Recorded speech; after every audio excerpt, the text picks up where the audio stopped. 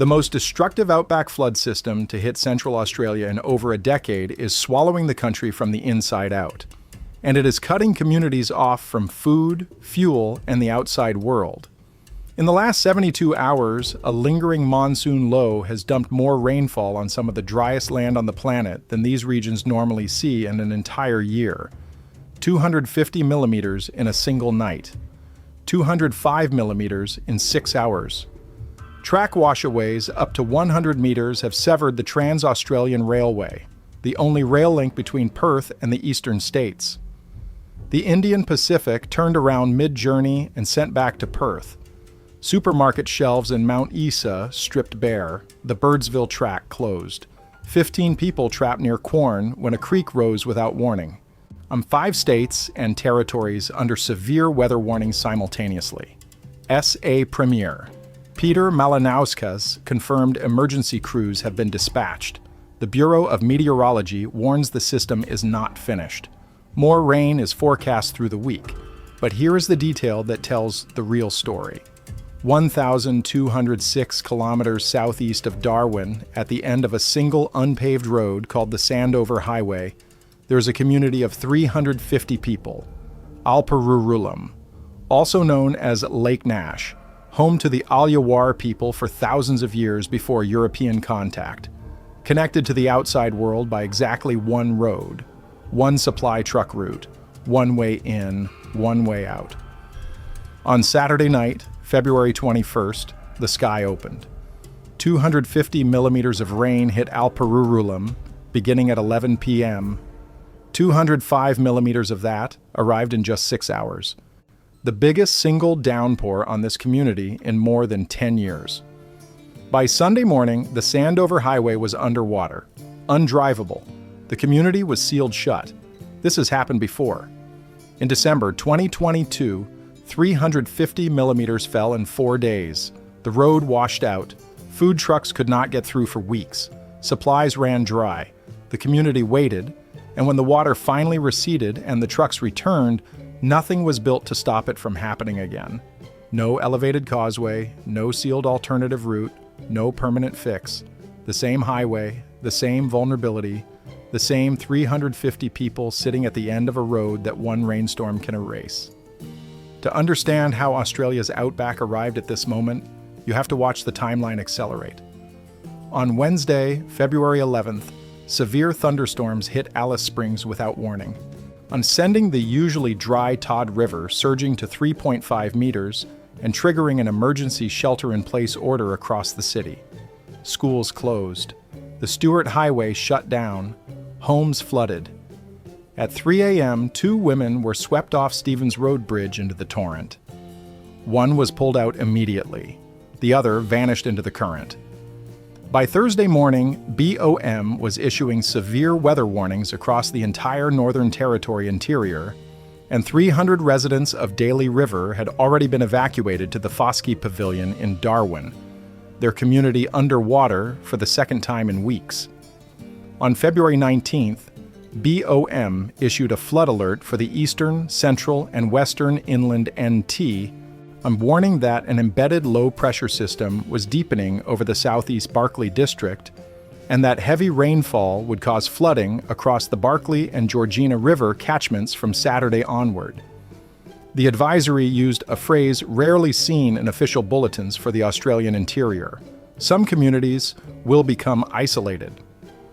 On Saturday night, February 21st, Alparurulam recorded its 250 millimeter deluge, and the Sandover Highway disappeared. By Sunday morning at 8:26 a.m., ABC reported the east-west rail corridor had been severed. Track washed away in sections up to 100 meters between McLeay and Bookaloo, northwest of Port Augusta. ARTC confirmed 24 hours of continuous rain had destroyed the line. Port Augusta itself had received 48 millimeters in 6 hours, the most rainfall in a single day in 4 years. By Monday, the Indian Pacific had been turned around and sent back to Perth. The Trans-Australian Railway was closed indefinitely, and then it got worse. Central Australia is built on the assumption that it does not rain. The interior of this continent receives an average of 150 to 250 millimeters of rainfall per year. Some areas get less than that. The soil is ancient, hard-packed, sun-baked clay and red desert sand that has not been reshaped by water in decades. When rain arrives, particularly the sustained tropical moisture-fed downpour that a lingering monsoon low produces, the ground cannot absorb it. There is nowhere for the water to go. It does not soak in. It sheets across the surface, fills dry creek beds in minutes, turns unsealed roads into rivers.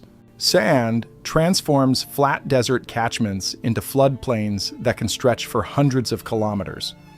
Dean Narramore, senior meteorologist at the Bureau of Meteorology, told The Guardian the forecast totals represented some big numbers for a very dry part of the country, with potential isolation of communities across multiple regions.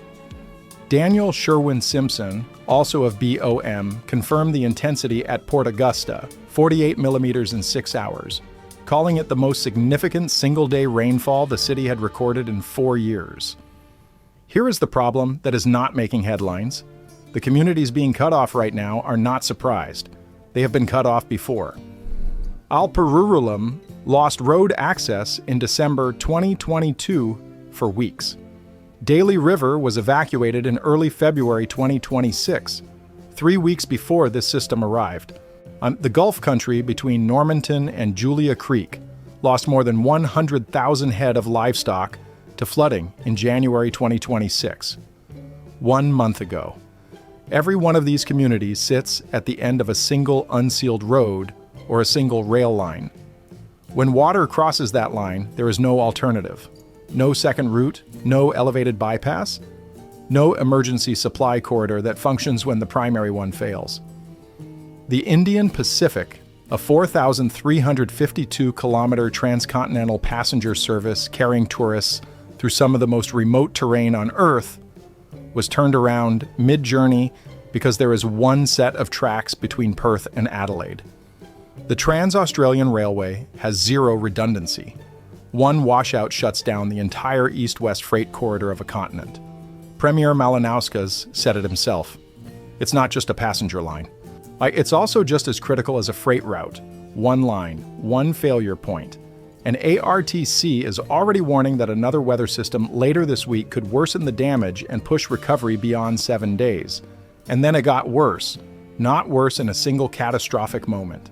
Worse in the way it spreads, worse in who it reaches, worse in the fact that the same people keep getting swallowed by the same water in the same places, and nothing changes between floods. On the morning of Thursday, February 12th, at approximately 3 a.m., Laurel Palmer and her daughter, Latarn Wayne, were crossing Stevens Road Bridge in Alice Springs when floodwater from the Todd River swept them both off the road and into the current, mother and daughter, together, then not. Latarn fought the water. She was drowning, swallowing mouthfuls of it, choking on the dark, but she kicked and pulled and used everything she had to reach the bank. She made it.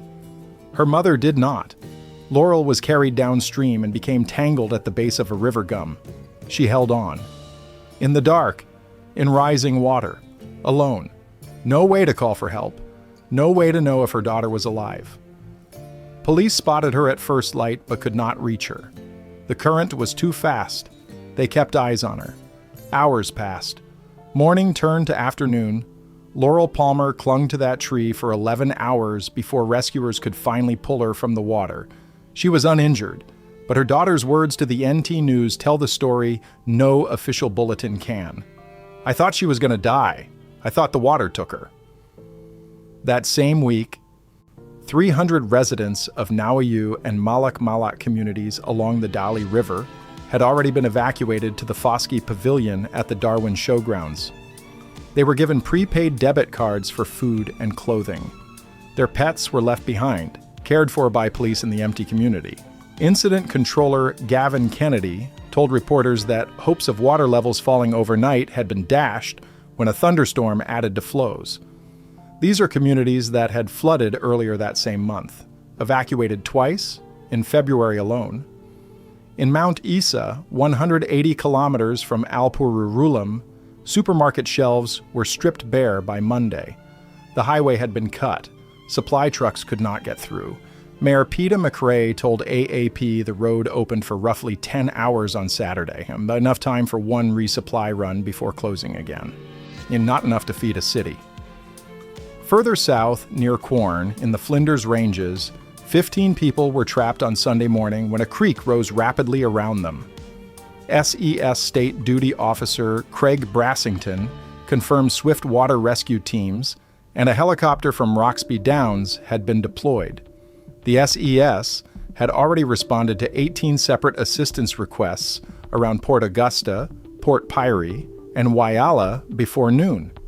And in the Gulf country, one valley east of where the rain was still falling, more than 100,000 head of livestock had been lost to flooding in January, 1 month before this system arrived.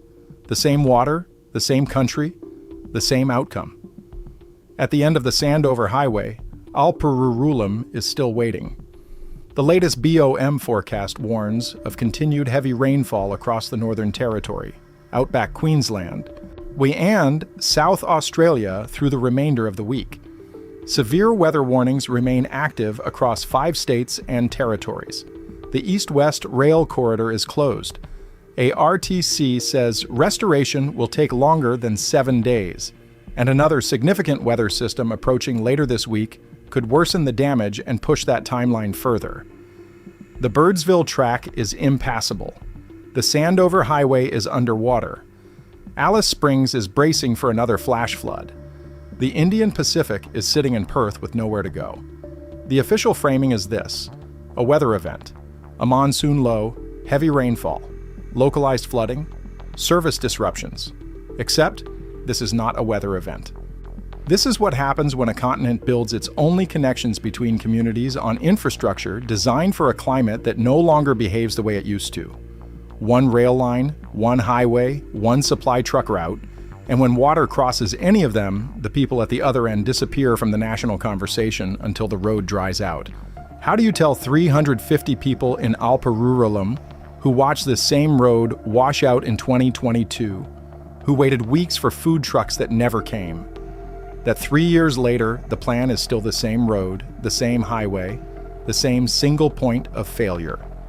How do you explain to the residents of Daly River, evacuated twice in 1 month, their pets left behind with police, sleeping on cots at the Darwin Showgrounds, that the system protecting them is a pavilion and a prepaid debit card? And if the driest inhabited continent on Earth is now flooding from the inside out, and the rail line that holds the country together can be severed by a single night of rain, and the communities being cut off are the same ones that were cut off last time, who is building the road that water cannot erase? At the end of the Sandover Highway, Alperurulam is still cut off. The road held for 3 years. The water came back, and the 350 people at the end of it are still waiting for a solution that has never arrived.